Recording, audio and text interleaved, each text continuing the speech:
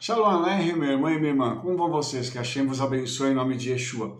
Hoje vamos para Parashá Kitavô, quando vieres, que vai de Deuteronômio 26:1 até o 29:8. E como sempre, nós vamos começar lá pela Brit Hadashá para fazer a conexão com a Torá. O texto da Brit Hadashá é Lucas 24:44 em diante. É um texto riquíssimo. E é um texto que nós vamos precisar compreender, porque ele vai estar conectado com o final da Parashá, tá? Depois que fala daquelas maldições todas e tal, esse texto ele vem com um complemento da Parashá. Mas para a gente falar sobre isso, nós precisamos entender o seguinte: esse texto fala sobre o momento em que Yeshua já tinha ressuscitado. E agora ele aparece para os seus discípulos e eles vão ter um diálogo, que é um diálogo muito, muito interessante e que eu gostaria aqui de mostrar para vocês este diálogo e esta situação que impactou a vida daqueles homens. Primeiro lugar, Lucas 24:44. Antes disso, ele come com eles e tal. E ele diz para eles: estas são as palavras que eu vos disse estando ainda convosco. Ou seja, Yeshua vai fazer um resumão dos 3 anos e meio que eles passaram juntos, tá? E ele diz assim, que era necessário que se cumprisse tudo o que estava escrito na Torá de Moshe, nos profetas e nos salmos. Bom, nós vamos então ter material aqui para bastante conversa. Então vamos começar. Primeiro, Yeshua diz que há um cumprimento das palavras que estão escritas primeiro na Torá, depois dos profetas e depois dos salmos. Isto significa que estas 3 divisões dadas por Yeshua aqui são todas elas proféticas. Para quem achava que na Torá só tem lei, nós acabamos de aprender agora que não. Tem profecia dentro da Torá. No livro dos profetas tem que ter profecia, é óbvio. Mas agora uma outra surpresa. No livro de Salmos, que é um livro de cânticos, tem profecia. Então Yeshua está dizendo que ao longo das escrituras, o que foi dito não era só a palavra de informação, de ensino, uma palavra que ensinava a eles como louvarem ao Eterno, uma palavra que trazia um despertamento, que os profetas faziam justamente isso, mas essas palavras, elas transcenderam o tempo. Elas foram muito além daquele tempo e elas são aplicadas ainda em nossos dias. E isso é importante salientar, irmãos, porque quando Yeshua disse isso, Yeshua estava mostrando a eles algo que o tempo todo que eles estiveram juntos, eles não conseguiram perceber na plenitude. E isso é algo terrível. E eu digo para vocês isso, porque na maioria do tempo que nós estamos ministrando, que estamos junto com pessoas, as pessoas não param para perceber a riqueza das palavras que estão sendo ditas. Eu não estou falando só de mim, não.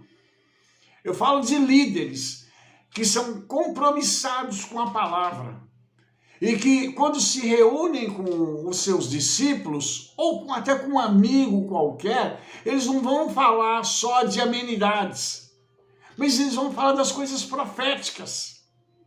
Então, isso não é tempo perdido. Eu tenho um amigo que chama esse tempo de mesa, mas é muito mais do que tempo de mesa, é um tempo profético, é um tempo de crescimento. E as pessoas não atentam para as questões proféticas que estão por trás disso tudo. Você acha que quando a gente dá uma aula de Torá, é só ensino? Não é não. É ensino, mas é profecia para agora e profecia para o futuro.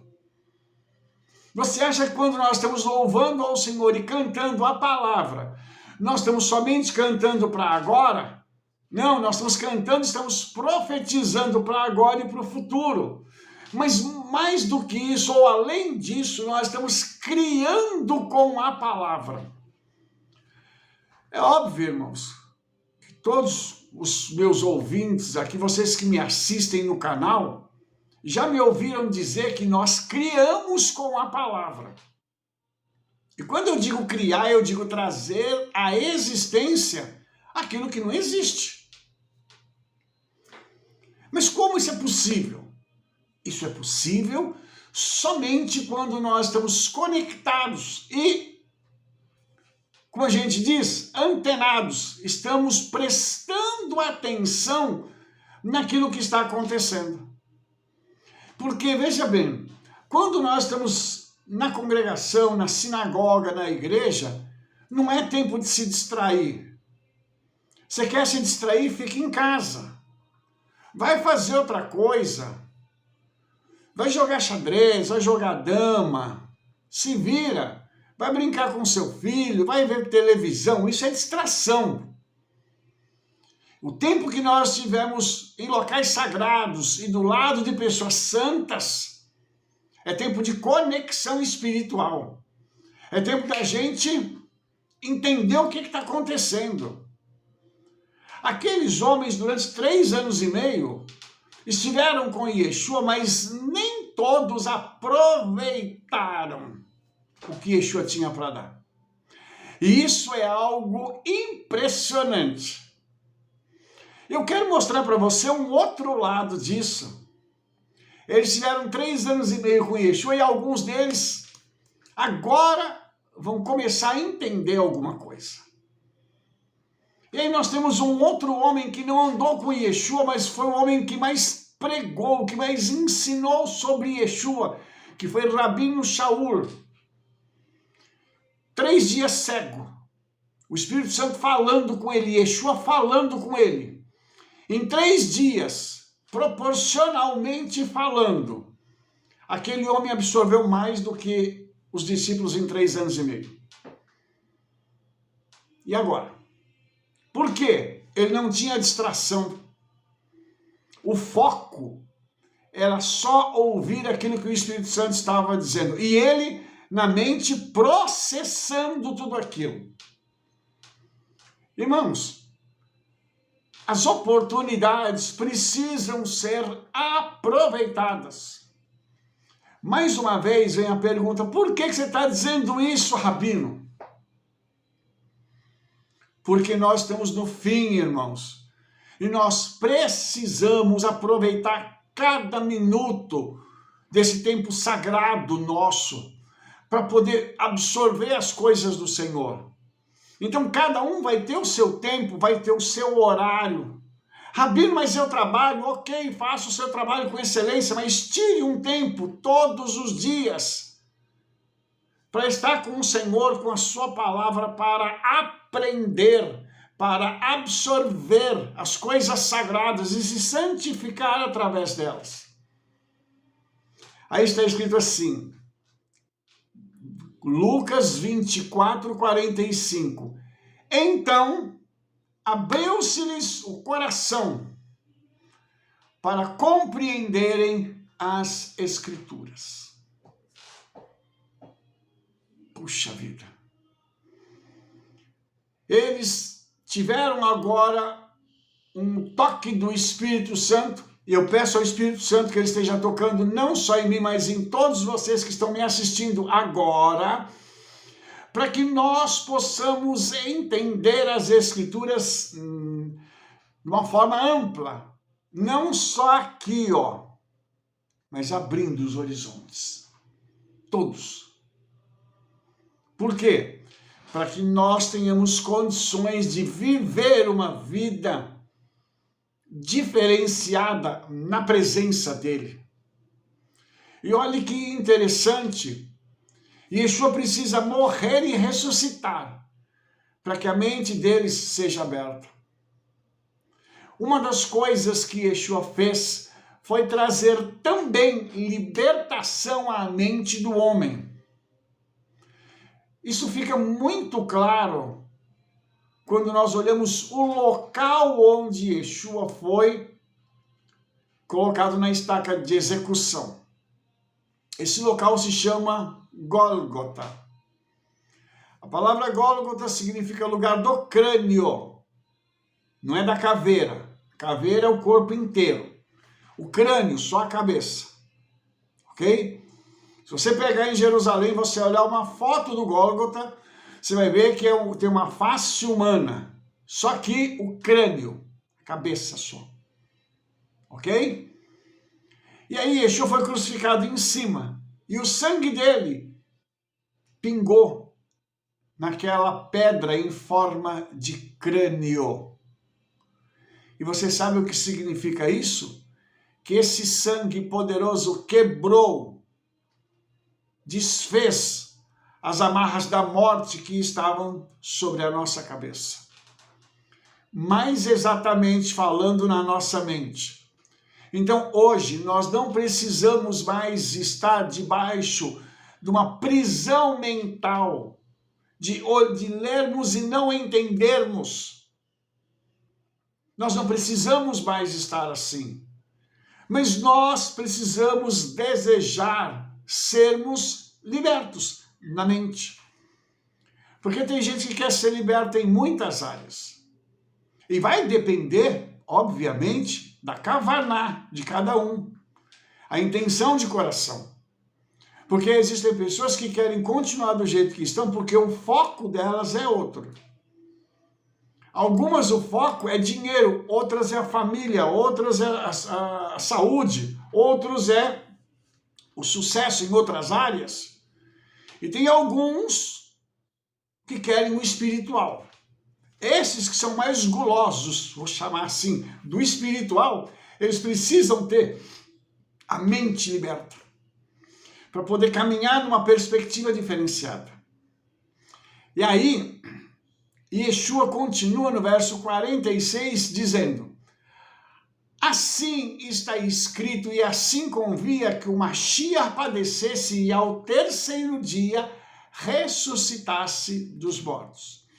Eu quero mostrar para você uma curiosidade aqui, porque isso aqui é muito lindo. Esse texto em hebraico, ele tem uma palavra que é muito interessante. Quando ele diz está escrito, a palavra é katub. E essa palavra, além de significar escrito, registrado, essa palavra, dela deriva um outro termo, que é ketubá, ou seja, o contrato de casamento. Então, o que Yeshua estava dizendo para os seus discípulos ali? Trazendo para eles: olha, meus filhos, eu fiz um contrato com vocês. Um contrato de casamento. Eu sou o noivo e vocês a noiva. E nesse contrato está escrito que o noivo ia morrer. Mas ao terceiro dia ele ia ressuscitar. Você entende que é um outro versículo? A interpretação, ela faz assim. O alcance dela é fenomenal. Nós entendemos que Yeshua, dentro da tradição rabínica, o Mashiach, ele viria em duas etapas, como Ben Yosef, o Mashiach sofredor, que iria morrer, iria ressuscitar e retornaria com o Mashiach Ben David, o guerreiro, que é o que vai acontecer muito em breve. Então Yeshua, quando falou isso, eles entenderam essa transição da tradição judaica. Naquela época, eles já tinham esse conhecimento. Entenda isso, quando Yeshua diz, eu fiz um contrato de casamento, e o contrato está onde? Está listado mais acima, nos versículos que nós lemos. Torá, profetas e os salmos, que são os escritos. Então, a Bíblia que nós temos, que o pessoal conhece como Velho Testamento, que é o Tanakh. O Tanakh tem um contrato de casamento que é a Brit Hadashah, que é o Novo Testamento. Ele confirma e ele expande isso para todos os judeus que estão na diáspora e que perderam a sua identidade judaica, mas que através de Yeshua eles serão trazidos de volta. Eles fazem parte da noiva. Você entendeu? Rabino Shaul diz isso em Romanos capítulo 11. O enxerto. Só que isso havia sido profetizado em Gênesis capítulo 12, quando o Senhor fala com Abraão. E tem um vídeo meu falando sobre isso aí, sobre o enxerto. Então veja bem como isso aqui é importante. Yeshua estava dizendo o seguinte, eu ressuscitei da morte, ou seja, eu me levantei, porque a palavra ressuscitar aqui, ela é do verbo kum, que significa levantar-se, erguer-se. Ele se ergueu da morte. Para quê? Para cumprir o que estava escrito no contrato. Isso é demais, gente. Isso é demais. O diabo morre com isso, ele já está endemoniado, ele fica pior ainda.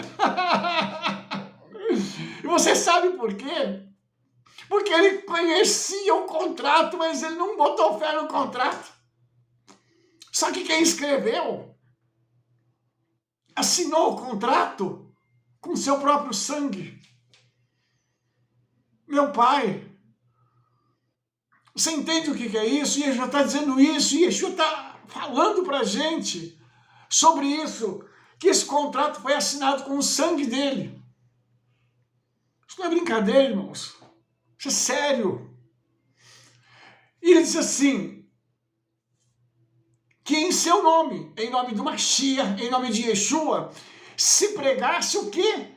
O arrependimento e a remissão, o perdão dos pecados a todas as nações, começando por Jerusalém. Ou seja, sai de Jerusalém, que é o centro, e espalha para o mundo inteiro. Mas a pregação,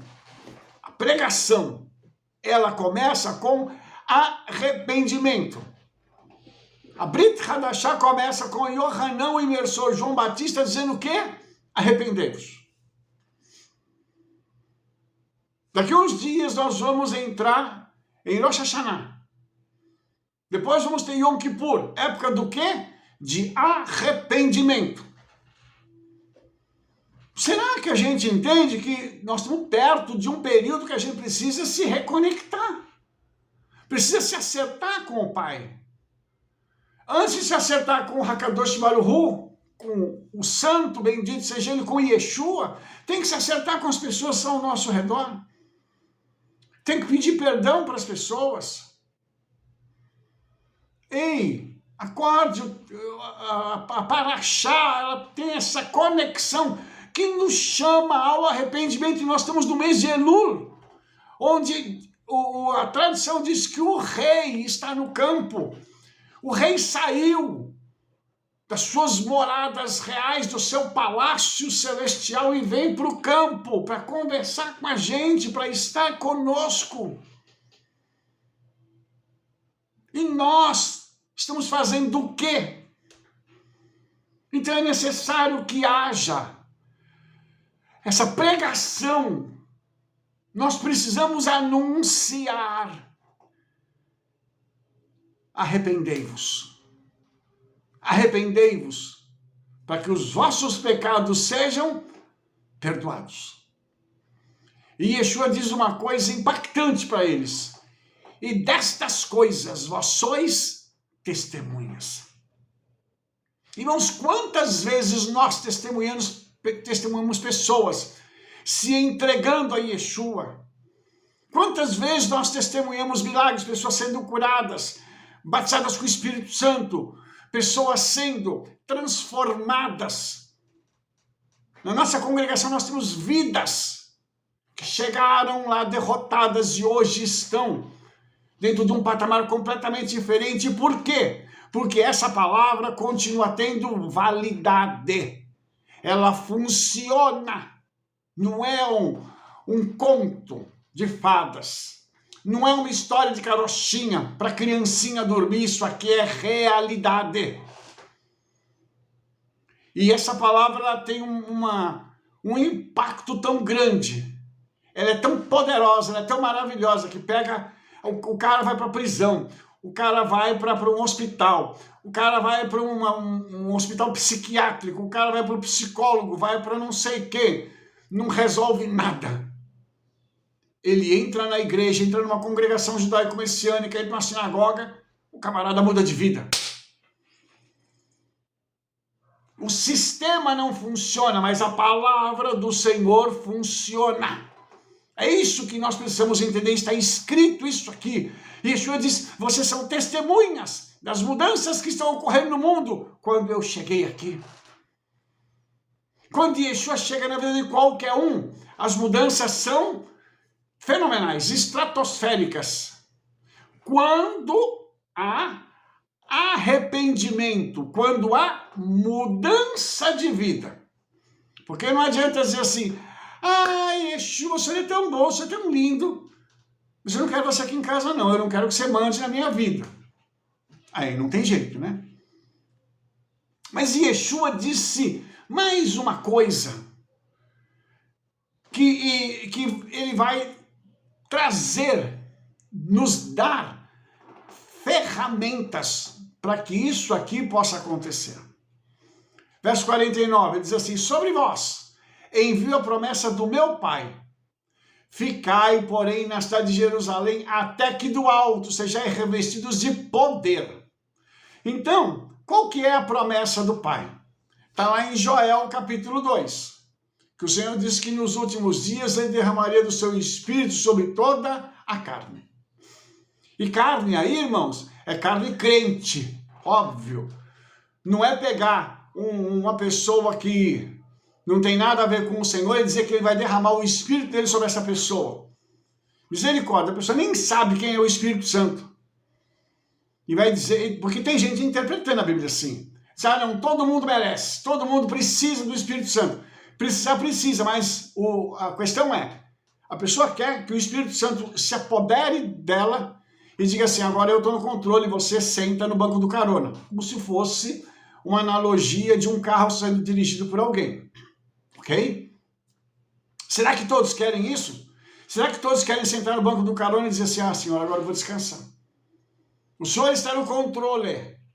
O Senhor está ditando os rumos da minha vida. Ei, quanta gente não quer isso?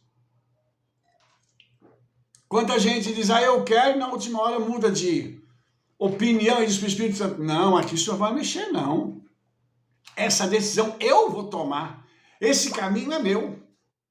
E é interessante que depois que Yeshua vai embora, eles recebem essa promessa, há um derramar da glória do Senhor na festa de Shavuot, que o pessoal conhece como Pentecostes, Shavuot, princípio de colheita, a festa das semanas, vem aquela contagem. E em Shavuot, o início da colheita. Foi o que aconteceu, centenas de almas recebendo Yeshua, quando Kefa, o Pedro, ele faz um resuminho sobre Yeshua. E as pessoas disseram assim, eu quero, o que eu tenho que fazer agora? Por quê? Porque havia uma unção, um poder que estava ao redor deles, sobre eles e sobre aquelas pessoas que desejavam ardentemente uma mudança. Entende? Quem não quer mudança não vai receber nada. Vai continuar com a vida velha. A conta chega depois, mas a pessoa vai continuar com a vida velha. Não se preocupe com isso. Então, Yeshua diz, do alto vai vir algo para vocês. Vai vir dos céus. Não é uma ferramenta humana. Não são estratégias. Não são coisas que você senta com alguém e diz assim, vamos fazer um plano agora. Um plano mestre aqui para poder evangelizar, trazer tantas almas para cá. Vamos fazer isso, vamos fazer aquilo. É oração. É tempo de jejum.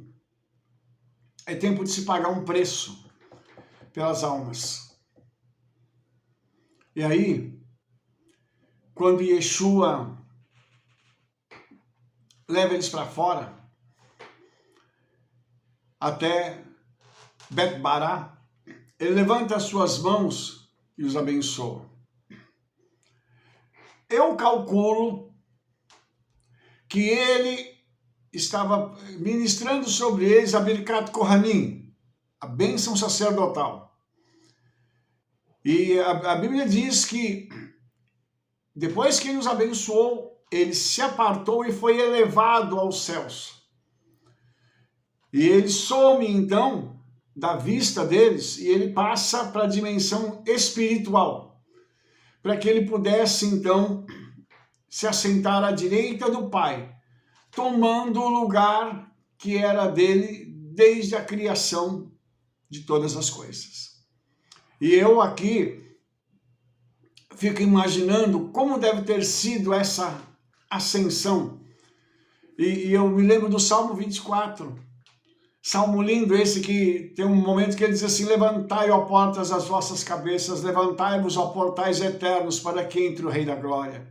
Quem é o Rei da Glória? O Senhor dos Exércitos, poderoso na batalha, ele é o Rei da Glória. Eu fico imaginando Yeshua subindo, do primeiro, segundo, terceiro, quarto, quinto, sexto, até entrar no sétimo céu. Eu imagino ele entrando no sétimo céu, e aqueles seres poderosos, lindos, que o nosso olho não viu ainda, eu espero que nós possamos ver. Seres poderosos com espadas flamejantes, se ajoelhando, colocando a espada com a cabeça baixa, e dizendo, Baruch haba b'shem Adonai, bendito que vem, em nome do Senhor. A gente tenta imaginar uma cena, não dá pra gente, sabe, é muito, a nossa mente é muito pequena para entender o que aconteceu lá. Quando ele chega diante do Pai, ele é aclamado nos céus. Pensa na pessoa mais amada dos céus. Vem para a terra e passa o que ele passou, é maltratado, é cuspido, é morto. E quando ele chega lá, ele é recebido com glória. E eu imagino o Pai pegando uma coroa e dizendo assim, filho, lá embaixo eles te deram uma coroa de espinhos. Mas aqui, eu estou te coroando como Rei da Glória. Meu Pai, eu fico imaginando isso. A festa que houve na eternidade, quando Yeshua retorna, vencedor. E é engraçado que o verso 52, diz assim, e adorando eles, tornaram com grande júbilo para Jerusalém. Eles estavam felizes, festejando o que tinha acontecido. E Yeshua lá, no sétimo céu, sendo festejado por aquilo que ele tinha feito. Eu não sei se você consegue imaginar o paralelo lindo que existe aqui. A eternidade recebendo Yeshua. E eu imagino que quando ele foi passando de nível a nível, subindo, aqueles seres celestiais que são os guardiões de cada nível, devem ter falado, Senhor, como é que o Senhor passou por nós e nós não te vimos? Porque ele foi se despojando da sua glória. Você entende isso? Ele foi tirando as vestes gloriosas dele para vir para cá como um ser humano, como um homem, como eu, como você que está me assistindo agora. Imagine que coisa poderosa é essa. E a gente ainda não dá valor para ele, para aquilo que ele fez. Misericórdia. E o texto diz, no último versículo, estávamos sempre no templo, louvando e bendizendo a Elohim. Os discípulos não deixaram de frequentar o templo. Eles continuavam sendo judeus. E lá eles louvavam e bendiziam ao Criador. E a Yeshua. Yeshua é o Criador, bendiziam a ele.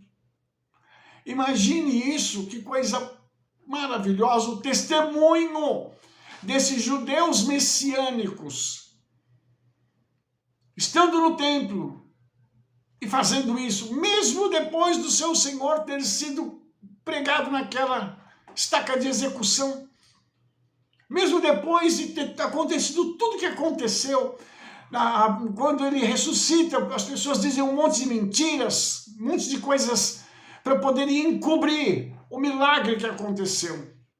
Mas não dá para segurar o poder do Senhor. Ninguém pode encobrir aquilo que o Senhor revela. E isso é muito importante para nós, irmãos. É importante nós entendermos isso. É importante nós entendermos que essa paraxá, ela vai trazer para a gente uma dimensão de transformação, uma dimensão de alegria. Obedecer aos mandamentos da Torá vai fazer com que a gente tenha essa dimensão de alegria. Entenda isso. Nós somos essas testemunhas do que Yeshua fez na nossa vida. É óbvio, irmãos, que as pessoas não querem isso hoje. Compromisso, regra. O que está se mostrando hoje é como os pessoal diz, são as boas novas. O pessoal chama de evangelho, né? Mas a palavra, o correto é boas novas. São as boas novas coloridas. Venha para Yeshua e você vai ficar rico. A sua vida vai mudar. Venha porque você vai receber de tudo. Você vai ter casa, carro, empresa, faculdade.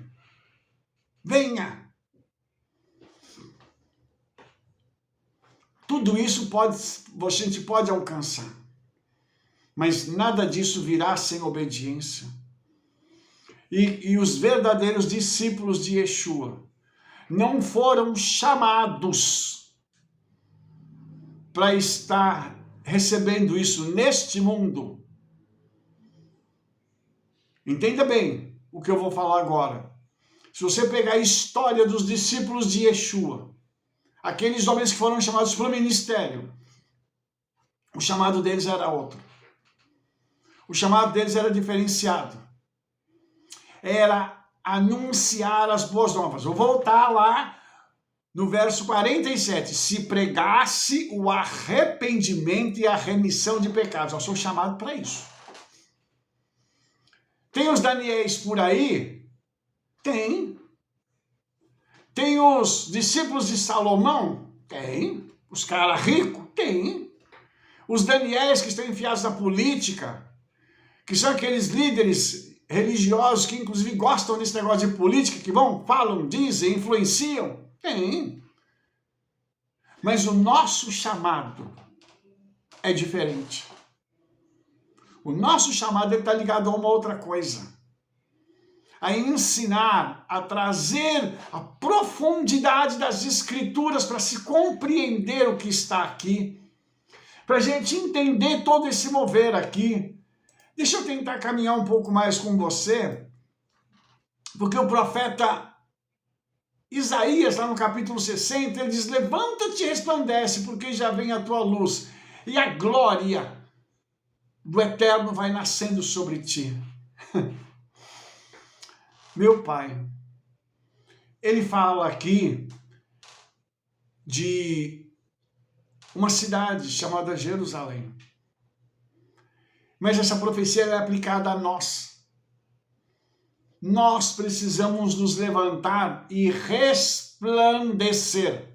Quem tem Yeshua carrega Or Haolam, a luz da eternidade, em nós. E não é essa luz que está aqui do meu lado. Ó, não é essa aqui não, tá? É a outra luz que está de dentro para fora. Aquela luz que faz a diferença. Aquela luz que as pessoas olham e dizem assim, que brilho é esse que você tem? Que coisa é essa que você carrega?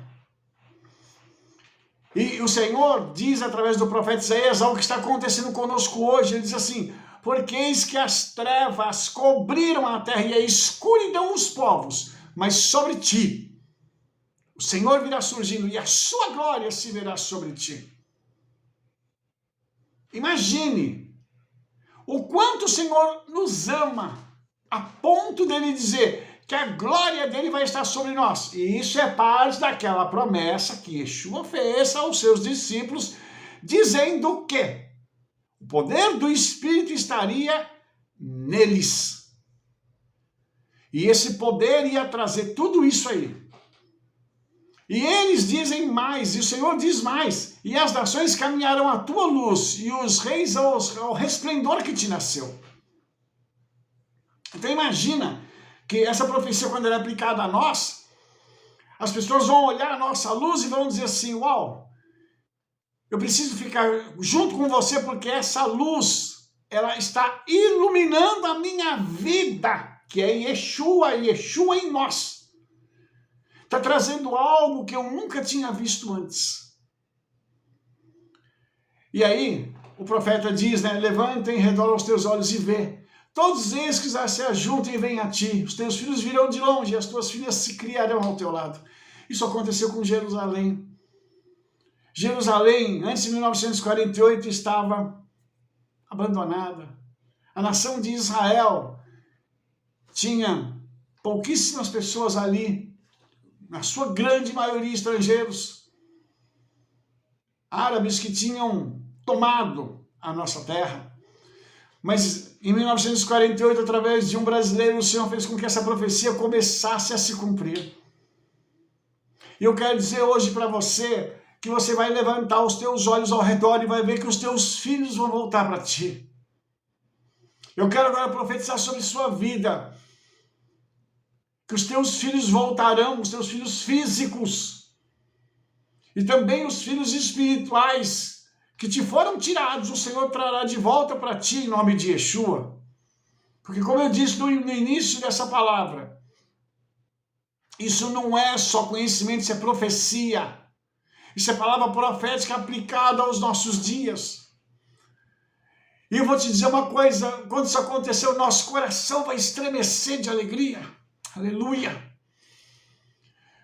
Porque haverá uma abundância que vai tornar sobre ti. Ela virá sobre ti, vai vir sobre mim, as riquezas das nações nos alcançarão.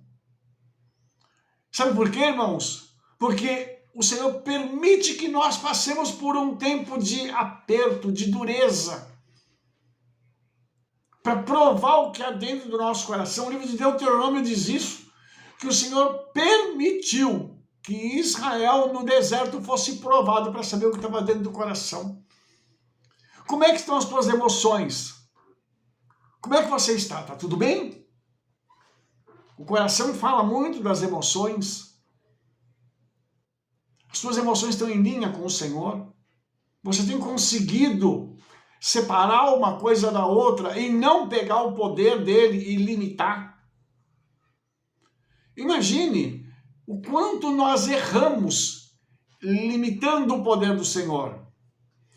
E Yeshua novamente disse isso com as seguintes palavras: errais, não conhecendo as Escrituras e nem o poder de Elohim. Nós não entendemos ainda quem é Yeshua. Eu sempre falo isso, irmãos. Eu tenho falado para Yeshua, me deixa te compreender, Senhor. Me deixa saber a extensão do teu poder. Irmãos, quando eu começo a ver algumas coisas, eu falo assim, e achei que tem um poder assim que não cabe na nossa mente, a nossa mente é pequena para entender quem é Yeshua. Quando nós pegamos Eleazar, que é o Lázaro, depois de 4 dias morto, eu também tenho um vídeo que eu falo sobre isso em detalhes, o corpo dele por dentro não tinha nada, já tinha se desfeito. E Yeshua chama ele de volta. Ele não ressuscitou, irmãos. E Yeshua chamou ele de volta e com essas palavras, Eleazar sai para fora, ele reconstrói Eleazar por dentro. O homem estava enfermo, agora estava com saúde, de pé, na entrada do túmulo. Meu pai, que poder é esse? Que com uma palavra ele faz isso? Você entende que isso é assustador para nós? E ele disse assim, que em nome dele nós faríamos estes milagres. Nós criaríamos com a palavra situações que nos permitiriam ver a glória dele. E eu quero dizer para vocês, isso é para nós hoje. O profeta Isaías diz que as ovelhas de Quedar se congregarão a nós, os carneiros de Nebaiote te servirão, com agrado subirão ao teu altar e eu glorificarei a casa da minha glória. Falando de Jerusalém, do que vai acontecer lá daqui a alguns dias. Porque o terceiro templo vai ser reconstruído, tudo isso aqui vai voltar. Mas isso é para a nossa vida, isso é para o nosso ministério, isso é para as coisas que o Senhor vai fazer, então eu não gostaria que você ficasse triste, nem permitisse que o diabo limitasse a sua visão, porque não foi para isso que o Senhor te chamou. O profeta Isaías usa uma outra figura de linguagem que é linda, ele diz assim, quem são estes que vêm voando como nuvens e como pombas às suas janelas? Você imagina a gente chegando lá na sua igreja, de todos os lugares, e gente chegando de helicóptero. E você fala, mas Rabino, onde é que vai pousar um helicóptero na minha igreja? Não sei. Mas a gente vai limitar o poder do Senhor? Não. Então, o profeta Isaías vem falando isso, ele fala dos filhos dos estrangeiros que edificam os muros, os reis que te servirão. E ele diz assim, porque no meu furor eu te feri, mas na minha benignidade eu tive misericórdia de ti. A maioria de nós está no tempo da benignidade. Alguns ainda têm que passar, tá? Por algumas coisas, mas a maioria está no tempo da benignidade. Do Senhor restaurar, do Senhor entregar de volta essas coisas. Entenda que há uma unção liberada para essa paraxá. Você deve estar vendo a dificuldade que eu estou de fazer o vídeo. Há um poder aqui ao meu redor, há algo assim que está irresistível. Está difícil fazer o vídeo, por causa da presença do Senhor aqui. Mas eu quero que isso chegue a você. Eu quero que você receba o que eu estou recebendo aqui agora. Porque essa palavra é tão verdadeira, ela é tão tremenda, que a gente não consegue mensurar, dimensionar isso. Por isso que a palavra do Senhor está viva, ela é diferente de tudo. De tudo aquilo que você imagina, essa palavra é diferente. Sabe por quê, irmão? Porque essa palavra está viva. O autor dela está vivo. Ele tem compromisso com essa palavra. Aqui está o caráter dele, a personalidade dele está aqui. O meu pai sempre me dizia uma coisa: filho, você não é obrigado a prometer nada para ninguém. Mas se você prometer, cumpre. Eu imagino se meu pai teve essa preocupação em me passar esse princípio. Eu imagino o eterno. A preocupação dele em fazer com que se cumpra aquilo que está na palavra dele. São as palavras dele, não minhas, não do profeta Isaías, não de Lucas, não de Yohanan, não de Moshe. Apesar de nós dizermos que a Torá é de Moshe, mas a Torá não é de Moshe. Moshe foi só o escriba. A Torá é a Torá de Yeshua.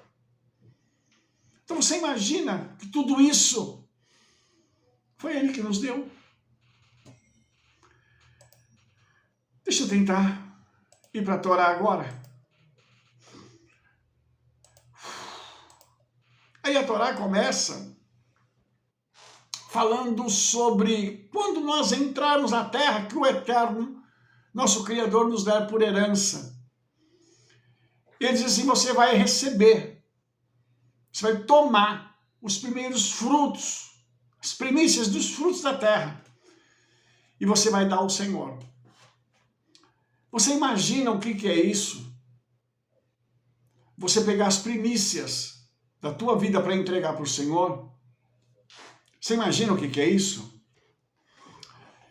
E eu aqui quero esclarecer você que a primícia não é mensal. Ela é anual. Então, de Shavuot até Sukkot, você entrega as suas primícias.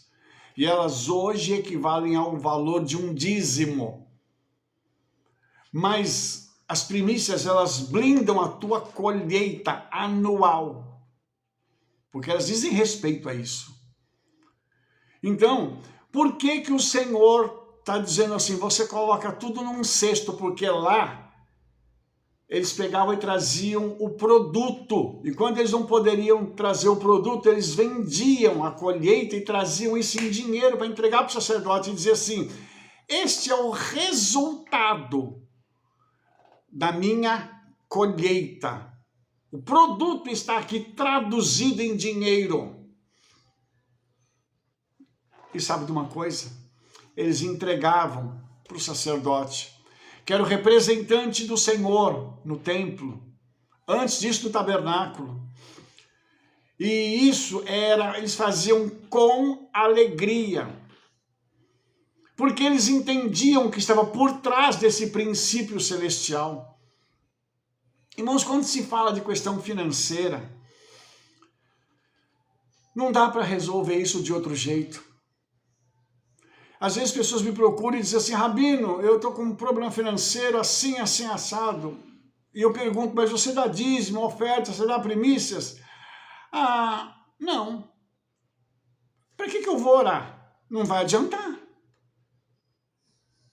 Essa questão não tem oração, tem ação. E qual é a ação? É obedecer.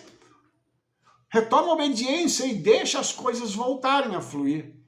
E aqui é uma coisa muito especial, porque a pessoa que levava as primícias, elas dizia assim, hoje declaro perante o Eterno meu Criador, que entrei na terra, que o Eterno jurou a nossos pais dar-nos.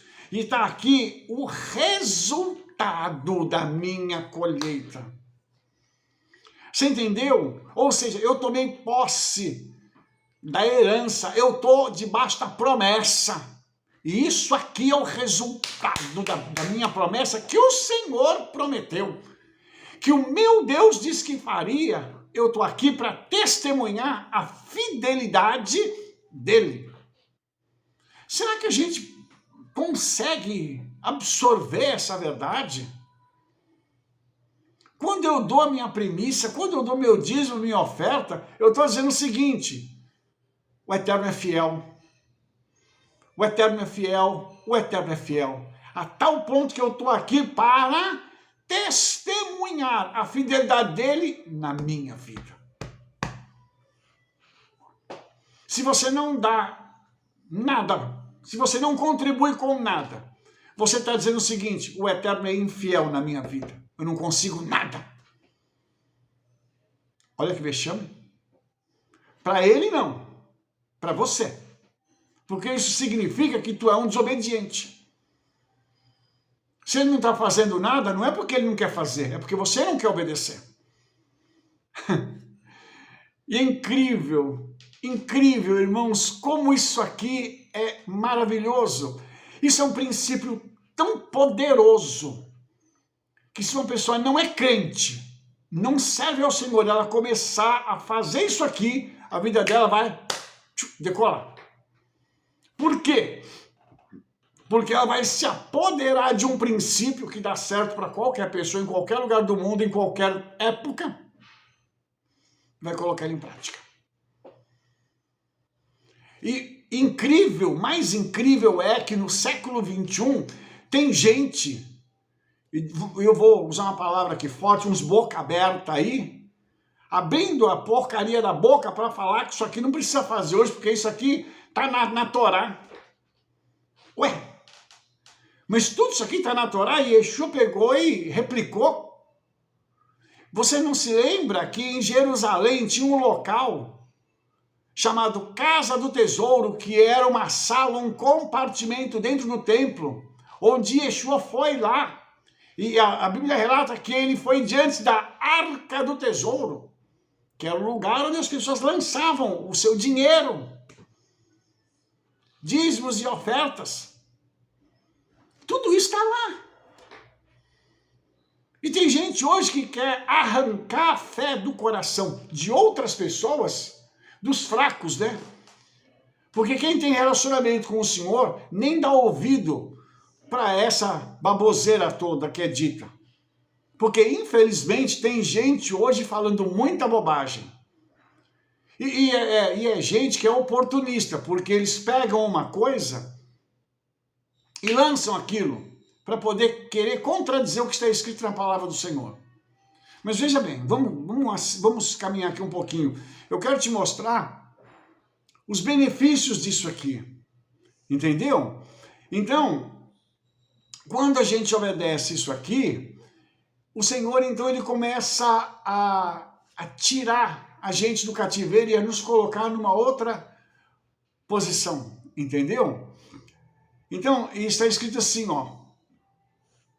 E eis que eu agora trouxe as primícias dos frutos da terra que tu, ó Eterno, me deste. Então as porás perante o Eterno teu Criador e te inclinarás perante o Eterno teu Criador.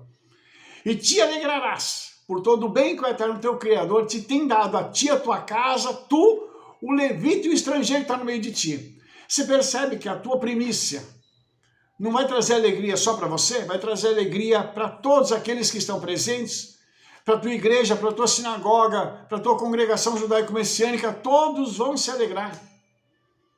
Você entende que isso vai alcançar a vida de todos?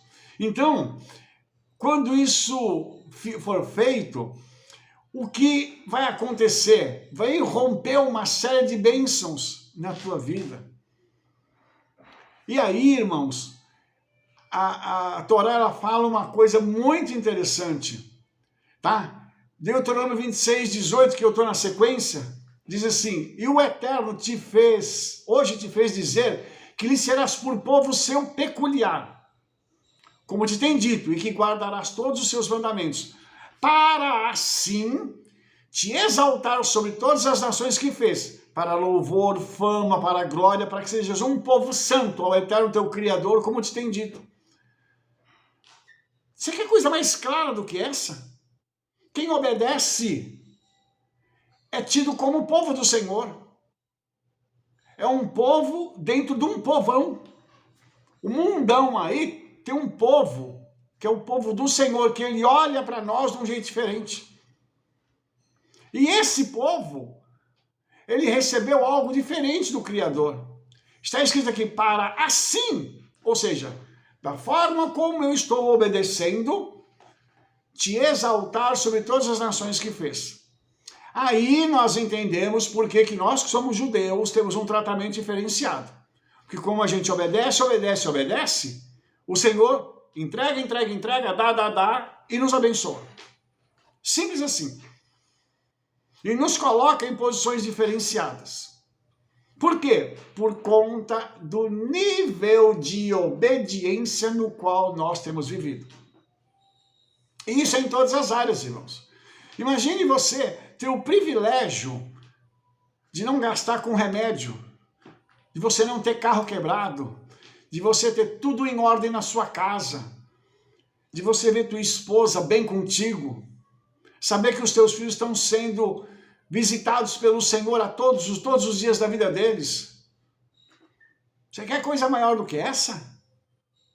E é isso que o Senhor tem feito para nós.